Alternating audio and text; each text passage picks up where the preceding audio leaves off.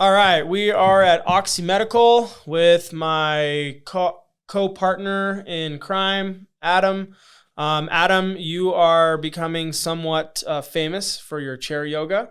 For some of the people that don't know, Adam is a certified yogi. Is that correct? Yeah, that's Okay, right. all right. And Adam has been specializing in yoga for older adults.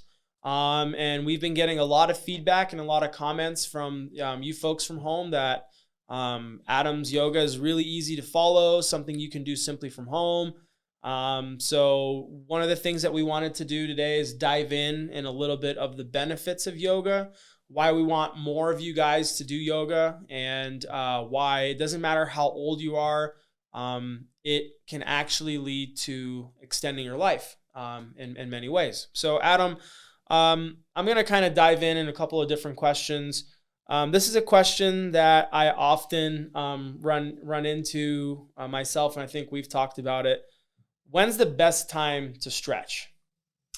There's not really a best time to stretch. You could do it morning, afternoon, evening, and it's going to do the same thing regardless. But if you're going to try and optimize your day, I would say doing it in the morning might be the best because just kind of waking up, stretching around, what that helps is to get the circulation in your body, starts getting your body to move around a little bit more, which starts talking to your mind and saying, "Hey, we're moving, we're going.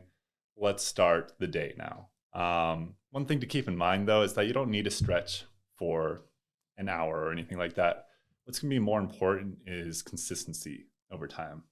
So, like, what's going to be more important is doing 2 to 5 minutes a day rather than 1 hour a week. If you can get up 7:30 in the morning, stretch for 5 minutes, something that is just really tight. You do that every single day for a month, you will see results unbelievable to yourself. It'll blow your mind how much better you feel, how much more energy you have, and honestly, just your general attitude towards the day will change significantly. So, one thing that I kind of run into sometimes, and we've heard this, is people think you should only stretch once a day. I, on the other hand, think you shouldn't be doing, say, 30-minute stretches once a day. I think what you pointed out is 2 to 5 minutes stretch should be plenty, right? How many times a day would you recommend to stretch? You know, Again, there's no set book on how many times you need to stretch. But a good rule of thumb is if you start to feel tight in your lower back, or you feel tight in your shoulders, or you start to feel tight anywhere, and you just have a few minutes, make it that time. Make it that many times a day. It is more important to listen to your body and respond to how your body is feeling than it is to try and create this schedule, because the schedule's not going to be in line with what your body needs every single time, right? Yeah. So one of the things that I think I've read in some research is some researchers recommend stretching after you eat, like in the morning or prior to eating. Okay. It can promote digestion. I think it can promote, using the benefits of stretching to get you through the first half of the day. I think what's really, really popular in some of the blue zones around the world, people will typically stretch and do light activity after eating to help promote digestion. So, would it be fair to say, for a lot of our customers and folks out there that follow us, we would recommend for folks who maybe have COPD, it might be beneficial for them to do stretching at least 2 times a day, once in the morning from waking up, and maybe one in the late afternoon, after lunch, and sometime before dinner in the evening. Especially some of the things that you focus on is teaching folks how to do, like, stretching the diaphragm, their shoulders, to get better breathing techniques going. So would you say that's fair for some of our folks? Yeah, absolutely. I mean, that's going to only upgrade your quality of life. Like you said, it helps promote digestion, which just gives you more energy inherently at that point, right? So not only are you opening up your tight muscles and opening up your diaphragm, but now you're fueling your body with energy. It's just getting exactly what it needs. If you do it right before bed, you're just allowing yourself to unwind a little bit more. It allows your body to relax a little bit more deeply, so you get a better quality of sleep. So even your next day is going to be better. So I agree completely. So if someone's beginning, and say, hey, they watch this and say, you know what, let's do some light stretching, 2 to 5 minutes, right, for the first, say, week or so. Would you say someone can increase to maybe like 10 minutes? And how would one start? Would they start by stretching, their upper body first and then doing their lower body afterwards? Maybe they have a chair to the side of them that they can use a chair to stretch and kind of get a little bit deeper into stretches. How would you recommend someone start? Where do they start in terms of the body? And, how not to overstretch, but do just enough? So that's a lot in a single question. Where you start is going to be personal. It doesn't matter whether you start in your legs or your upper body. If you need a direction to start, I feel that opening up your upper body is a little easier. So you can do basic chair poses that I've even shown in our chair yoga classes. And that's just an easy way to just get into it and relax into it. If you need to move forward, if you need other places to stretch, I would just do a top-down approach. Okay. Start that shoulders, chest, belly, you can stretch out, hips, hamstrings, calves. The lower back gets incorporated through the hips and hamstrings. So you start targeting those places, implicitly. Now, what was the second part to your question? So do you progress how long you stretch? So maybe you've done a week of 2 to 3 minutes, or, would one thing that I've read from some sports therapy is 10-minute stretch is typically the most recommended time to where you loosen up the muscle fibers and you get good circulation going. Maybe you lubricate some joints. Yeah. Would you say eventually someone being in a good habit would be somewhere of close to 10 minutes on stretching? Absolutely. Yeah. I would take it in small increments, like 2 to 5 minutes, maybe for a week or two, or even 3 weeks, something that feels comfortable to you. Then as you almost start to feel bored with that amount of time, that's when your body's saying, okay, let's increase the time. Let's do something a little different. Let's extend the time. Let's get a little deeper. Let's see what else we can move. Okay. So it'll start coming inherently with your own schedule. But I would say after 3 weeks of 2 to 5 minutes, you should be well on your way to upping it to maybe 10 minutes and then maybe 15, Okay. But there's no set time, right? There's no set time because there's it's not an objective goal here. It's what feels best for you. Exactly. It's all subjective. Let's say you did a lot of stuff, the day before. You personally, you wake up. How long would you take in the morning? So in the morning, what I would do is, wake up, I'd eat my breakfast, drink my coffee. And then once I've settled in, I'd probably stretch for about 10, 15 minutes myself, and I'm not doing anything crazy. I'm literally doing a forward fold to release my lower back and hamstrings, or I'm just stretching up nice and high just to kind of open up my chest. Okay. I'm just trying to get the circulation in my body moving. So another question is, what if someone has a lower back injury? Okay. So if someone has a lower back injury, or even anywhere in the back, how would you recommend that they stretch? Well, first off, what you would need is a physician's approval. So if you have a lower back injury, make sure it's okay with your primary physician that it's okay to do yoga, because if you end up tweaking something because of yoga, that's only going to make it worse, right? So you got to make sure your doctor's on board with this. But assuming that approval, the way that I would go about it is I think about it in terms of almost like the street lights. All right, so there's green light, yellow light, and red light. Green light means go, you feel good, you can stretch, and you feel like, you could keep on going, that you're not feeling any pain. Yellow light is you start to feel a little bit of tension and your body's saying, hey, all right, don't go any much further than this. This is really kind of starting to push the limits. And then red light's like, you will not go any further. If you go any further, you will injure yourself. So if we're thinking in that spectrum there, doing starting off with a hip stretch and going initially at green light for maybe like a minute or two, and then progressing to a yellow light and just staying there for maybe the last 3 minutes. That's how I would do it personally, because the longer you hold these stretches, the more your body will relax into the stretching and allow itself to open up. So you lead into my next question. Hip and upper leg stretches are the most important, especially for older adults, right? We've actually talked about this with Joe Brady, how breaking your wrist is something where typically the doctor will say, oh, that's unfortunate, it'll heal. Breaking your hip is substantially more dangerous the older you get. So really focusing on hip and upper leg stretches are important. One, for living longer, having better flexibility and mobility in that specific area.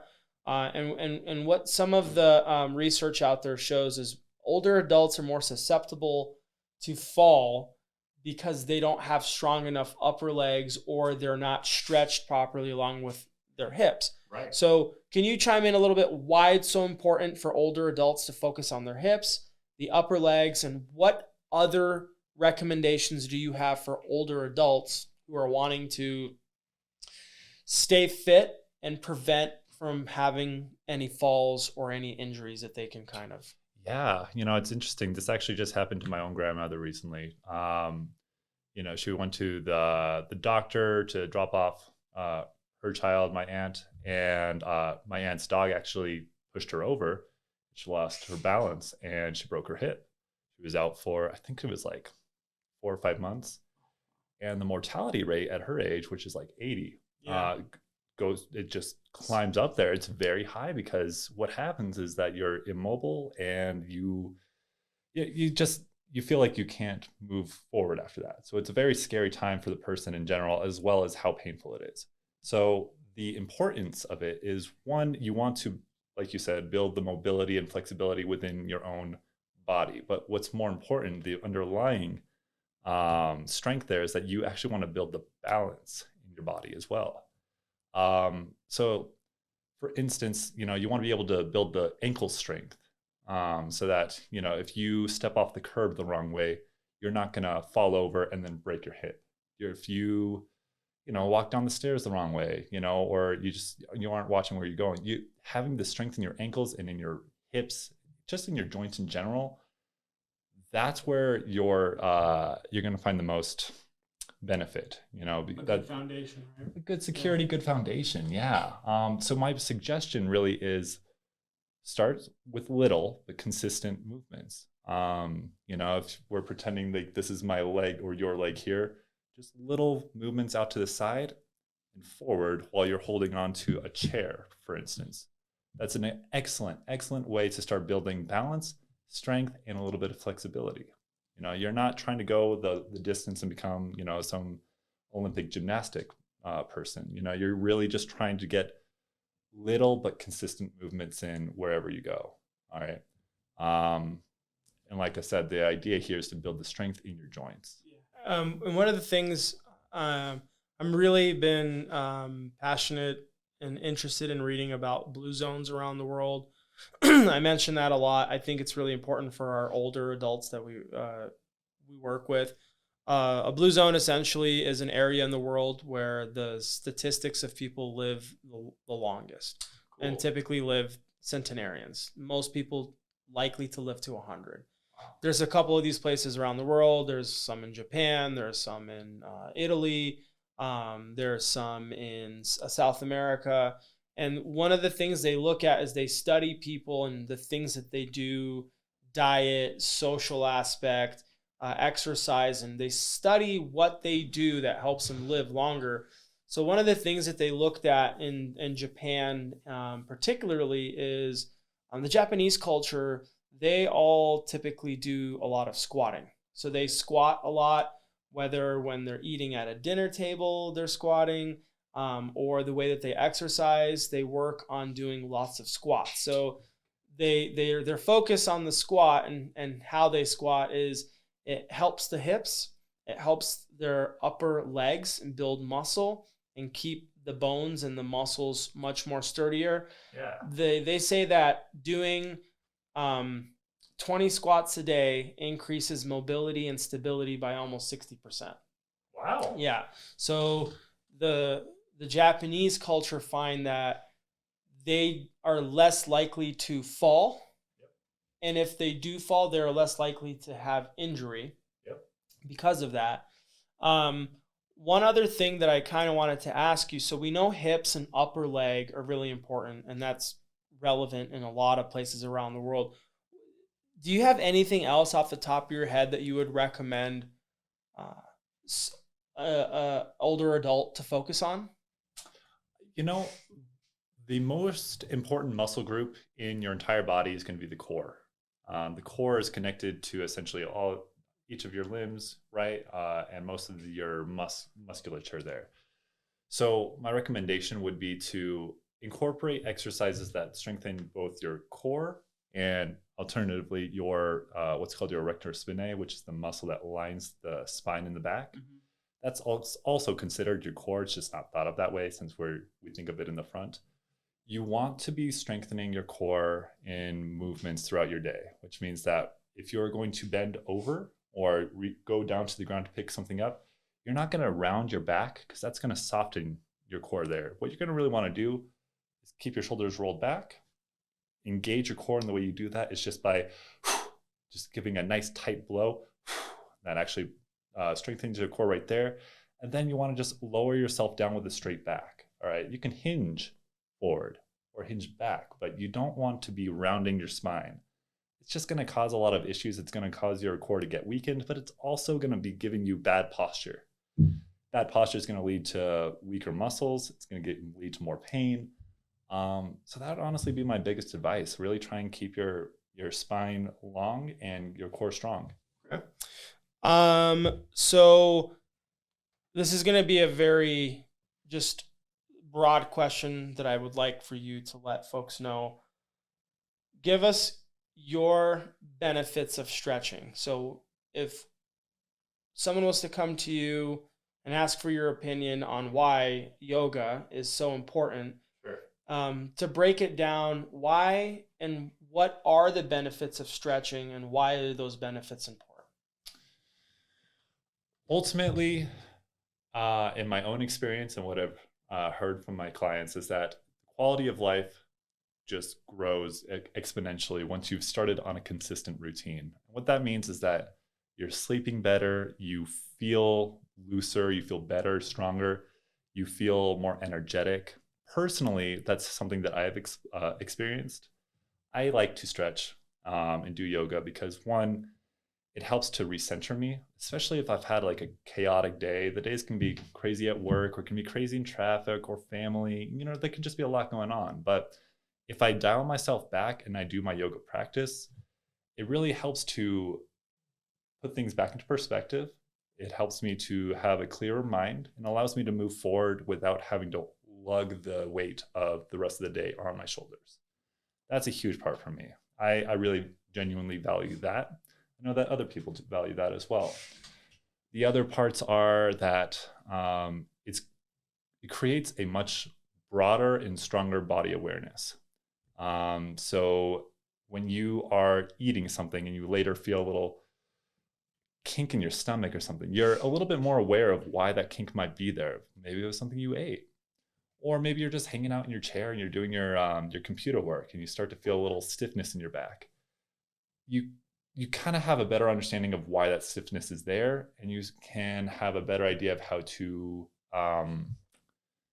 combat that, Okay. So that's the broader awareness is something I think is the most important. Yeah. The higher quality of life. Yeah, I think you touch up on the higher quality of life. Ultimately, I think what people don't realize is you don't need to go to a gym to stretch. Right. You can do it at home if it's cold outside.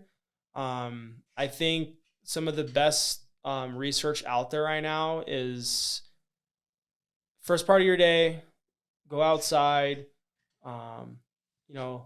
stare or glare at as the sun naturally, starts to climb higher and higher into the sky, and do stretching with fresh air. I think it reduces mortality rates by a very, very, distinguished amount, to where everybody should be stretching. And we're not telling you to do crazy stretches like a gymnast would, or an athlete, Right. but simple stretches to do the lower legs, upper body, the neck.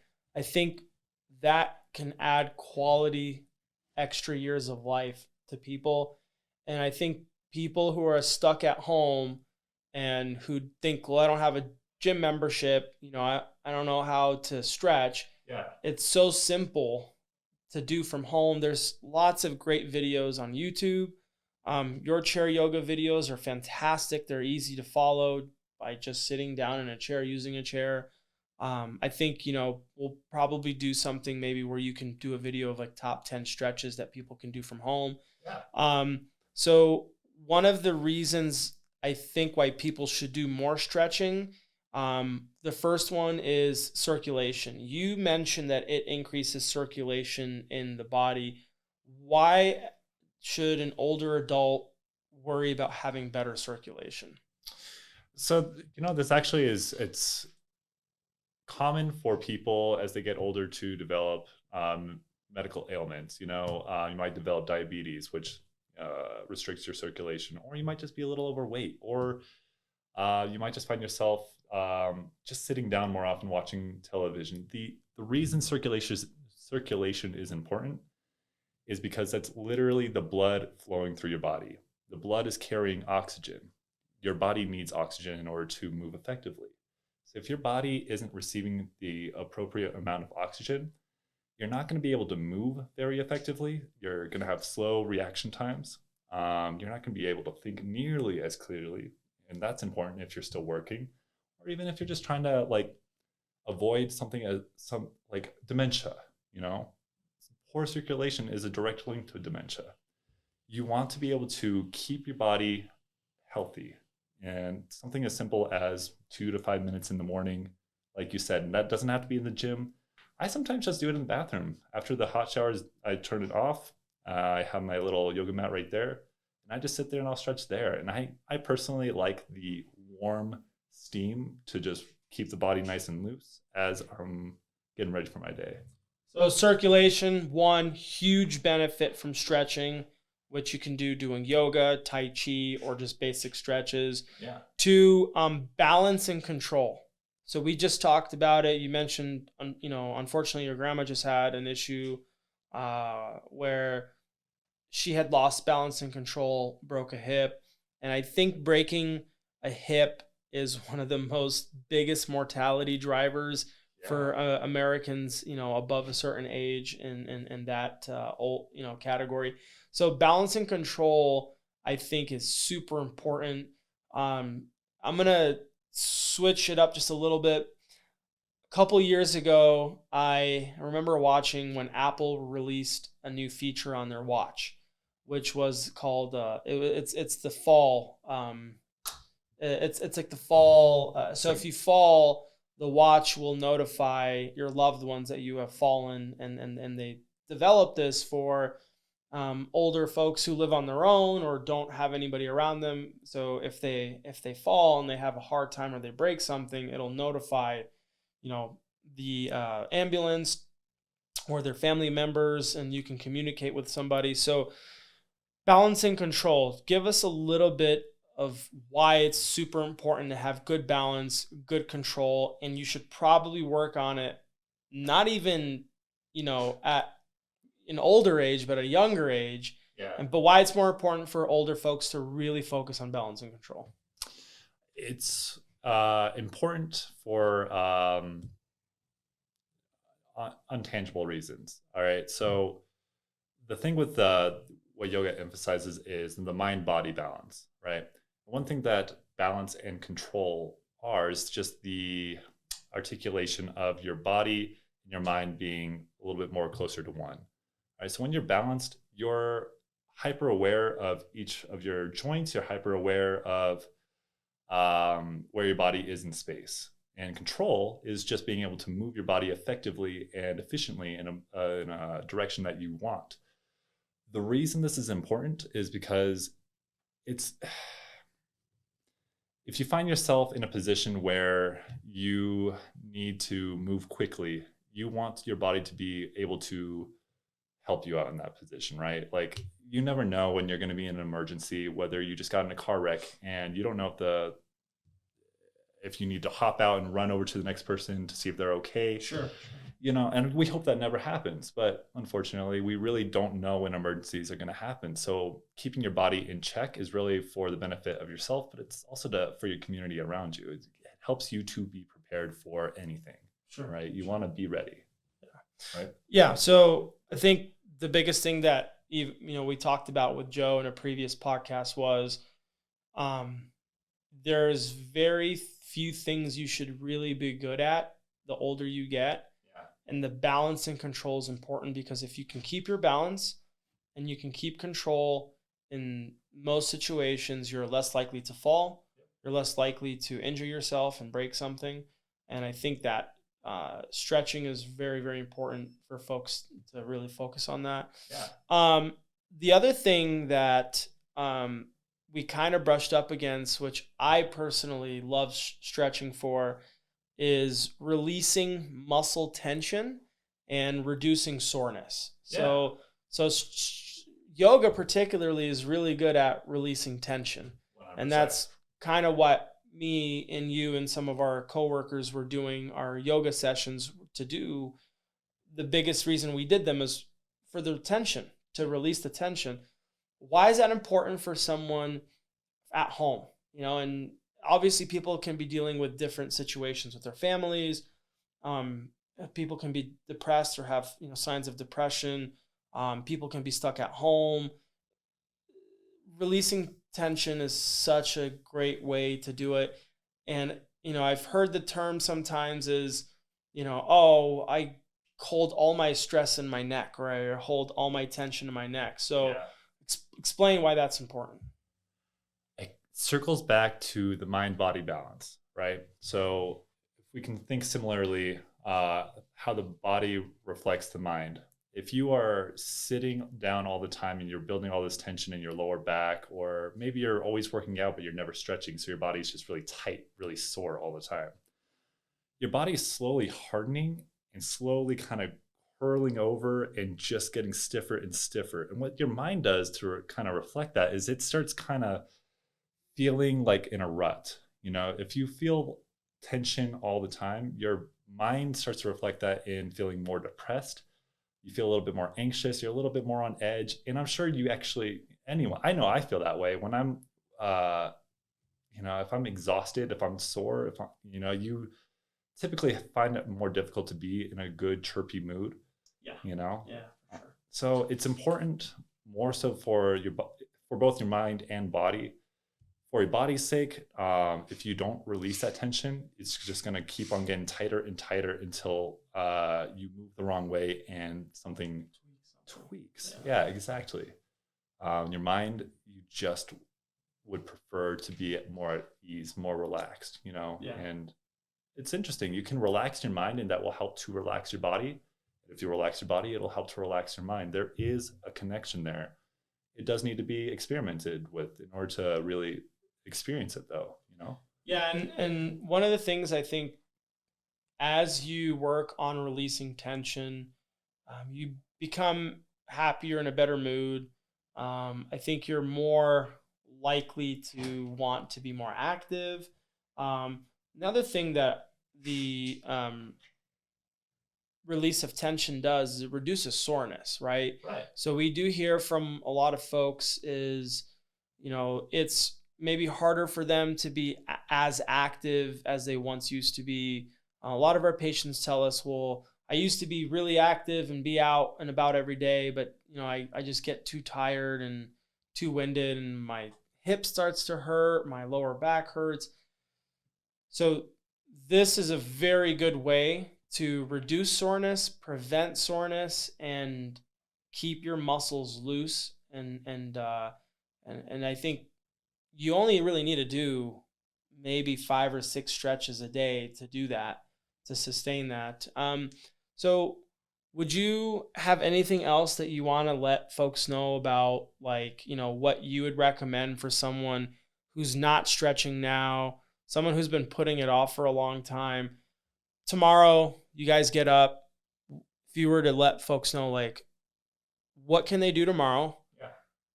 Can you maybe show them a stretch that they can simply do, like, just to start with, and like help relieve some muscle tension? Just kind of give us a play-by-play, super simple, what somebody can do tomorrow just to get started. Yeah. If you're trying to go out there and you're trying to get started with your stretching, it takes about 66 days to build a habit. It's not that you have to be doing stretching every day for 66 days, but the idea is you want to start building momentum in the right direction. If you're having a hard time getting started, that's fair because you've had a whole lifetime of not getting started. So you have to break through that barrier, right? So take one day at a time, stretch for 2 or 3 minutes just to get it out of the way, just to get the ball rolling. And then the next day, see if you can do it again. And if not, try it the next day. And then the day after that, just a few minutes. And it doesn't have to be anything more than sitting in a chair, maybe doing a neck stretch to relieve the tension in your neck. Yeah. And all you would have to do here is just lean your left ear to your left shoulder, roll it down, right ear to the right shoulder, roll it down.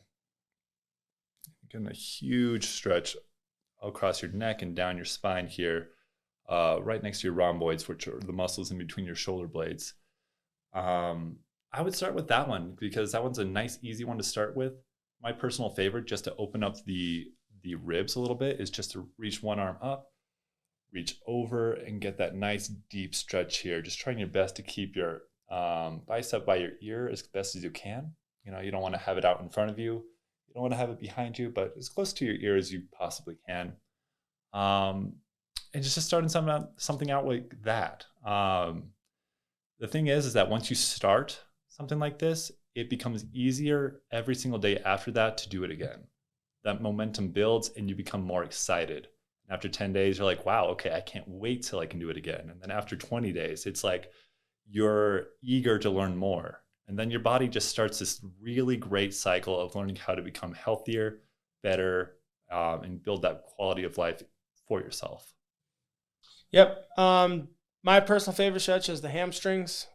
We've talked about this all the time. I like to either put, my foot on a couch, and then I'll try to slowly get down into a seated position until I feel the stretch. Personally, for me, I've been told many times that that's where most of my tension is held. And I do think your neck stretch is one that anybody can do from home any time of day.